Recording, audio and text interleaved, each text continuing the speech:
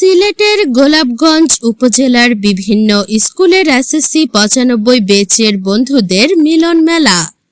বন্ধু শব্দটা ছোট হলেও এর পরিধি এতটাই বিস্তৃত যে পরিমাপ করার সাধ্য কারো নেই। বলতে গেলে বন্ধু মানেই আত্মার টান, ভালোবাসার বন্ধন, হৃদয়ের স্পর্শ। এক একটা বন্ধুই অন্য বন্ধুর জন্যই ছায়া হয়ে দাঁড়িয়ে থাকা।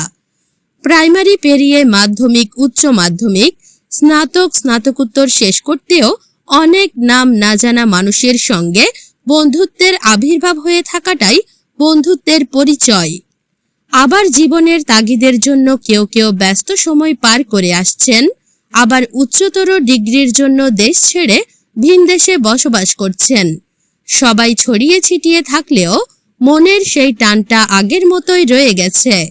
সবার ব্যস্ততার মধ্যেও যেন একই প্ল্যাটফর্মে থাকতে পারেন, একে অন্যের পাশে পরিপক্ক হিসেবে আমরা সবাই দাঁড়াতে পারি। সেই উদ্যোগে সোশ্যাল মিডিয়া, হোয়াটসঅ্যাপ, ইমো বা প্রযুক্তির মাধ্যমে এসএসসি 1995 ব্যাচের গোলাপগঞ্জের সকল বন্ধু বান্ধবীদের নিয়ে যেন একটি গাছের নিচে যেন থাকতে পারি। দেশ অথবা প্রবাসের বিভিন্ন স্থানে ছড়িয়ে ছিটিয়ে থাকার পাশাপাশি এবং বিদেশে অবস্থান করা এসব বন্ধুরা সামাজিক যোগাযোগের মাধ্যমে একে অপরকে খুঁজে বের করেন। পরবর্তীতে কয়েকটি ছোট ছোট কর্মসূচির মাধ্যমে মাঝে মধ্যে একত্রে মিলিত হন। এরই ধারাবাহিকতায় 8 মে শুক্রবার সিলেটের গোলাপগঞ্জ নিকা সেন্টারে রাত 8টার দিকে গোলাপগঞ্জ উপজেলার সকল বন্ধুত্বের এক মিলন মেলায় সবাই একত্রিত হন। এদের মধ্যে অনেকে ডাক্তার, প্রকৌশলী, আইনজীবী, সাংবাদিক, ব্যাংক কর্মকর্তা, সরকারি কর্মকর্তা, সামরিক ও বেসামরিক অফিসার, কেউ বা আবার শিক্ষক কিংবা ব্যবসায়ী, কেউ বা আবার প্রবাসী।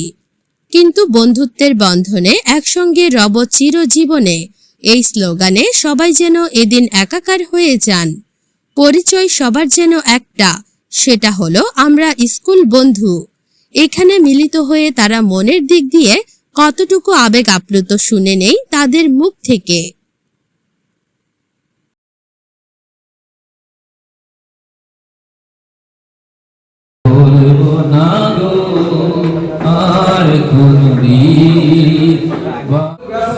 সারা বাংলাদেশে এত বড় ব্যবসা অন্য কোনো এসএসসি ব্যাপার আছে কিনা আমার মনে হয় না। কারণ গত বছর আমি কিন্তু রাজশাহীতে সরাসরি আমার প্রোগ্রাম করেছি, রাজশাহীতে করেছি, চাপাই করেছি, সিরাজগঞ্জ গেছি, তারপরে ইয়েতে যাওয়া হয় না, আবার একটা ছিল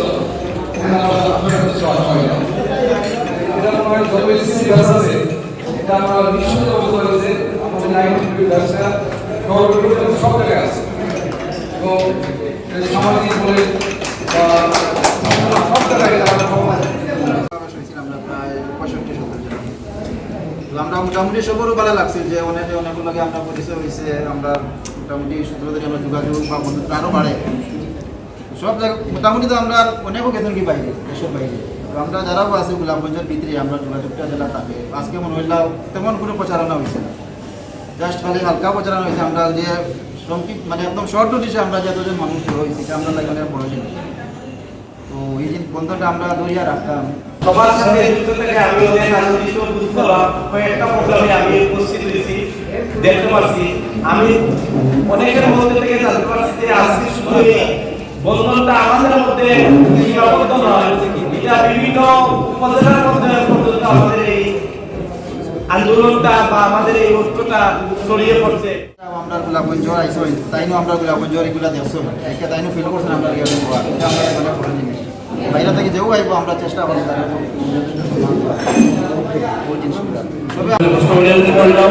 আমরা এই পর্যন্ত 137 জন এই গ্রুপে সম্পৃক্ত আছি।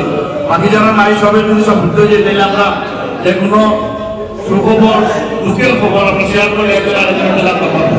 আজকের যে প্রোগ্রাম এটা তো অত বেশি প্রচারণা ছিল, তারপরে আলহামদুলিল্লাহ অথজন মানুষকে আমরা আইসি উপস্থিত হইতাম পারছি। এটা অবশ্য আমরা বন্ধন মজবুত তার লাগে ঐক্য ঠিক আছে, তার লাগে আমরা যে কোনো মুহূর্তে যে কোনো সময় ঠিক মানে একজনে একটু ইনভাইট করলেও আমরা উপস্থিত হই।